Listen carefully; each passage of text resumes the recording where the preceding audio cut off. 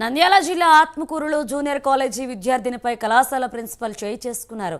3 రోజులుగా కాలేజీకి రావడం లేదని కళాశాల ప్రిన్సిపల్ గిరిజన విద్యార్థిని కొట్టాడు.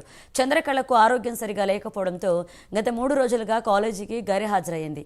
ఆరోగ్యం సరిగా లేకపోయినా కాలేజీకి రావాలి అంటూ విద్యార్థినిపై చేయి చేసుకున్నట్లుగా చంద్రకళ తండ్రి చెప్పాడు.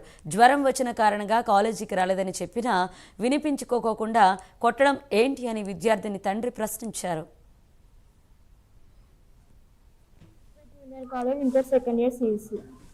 ఏమైందమ్మా మొన్న? అంటే నీకు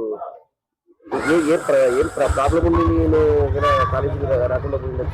హెల్త్ ప్రాబ్లమ్ తో జ్వరం వచ్చింది, కాలేజ్కి రాలేదు. అందుకని ప్రిన్సిపల్ సార్ చెప్పినాను సార్.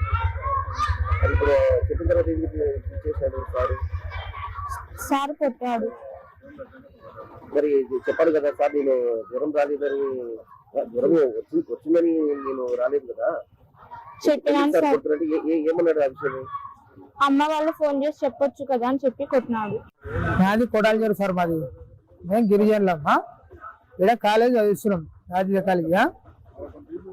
ఇప్పుడు ఆమెకి హెల్త్ బాగాలేదు. మేము సెలవులో పోయినాం, అక్కడి నుంచి వచ్చినాం. వచ్చినప్పుడు జ్వరంతో పడింది. ఆమె బాధపడుతున్నా బిడ్డ. ఒకరోజు ఉంది, ఇంటికాడ ఉంది. ఉంటే పోతా భయంతో పోయింది. ఆయన కొడతాడు, సార్ కొడతాడు, జ్వరం ఉండవు పోవాలని చెప్పింది. ఎందుకమ్మా ఎందుకు కొడతాడు? పానం బాలేదు కదా. ఇప్పుడు రేపు దాంట్లో కాలేజ్ ఏం జరిగిందో వాళ్ళకి సంబంధం కదా సార్. ఎందుకమ్మా ఇన్ని ఏమన్నా 2 రోజులు పానం భయంతో వరకు ఉండని చెప్పిన భయంతో వెళ్ళిపోయింది. భయంతో కొట్టినా అంట. మళ్ళా పానం బాలేదు, నువ్వు ఎందుకు రా కొట్టినా అంట.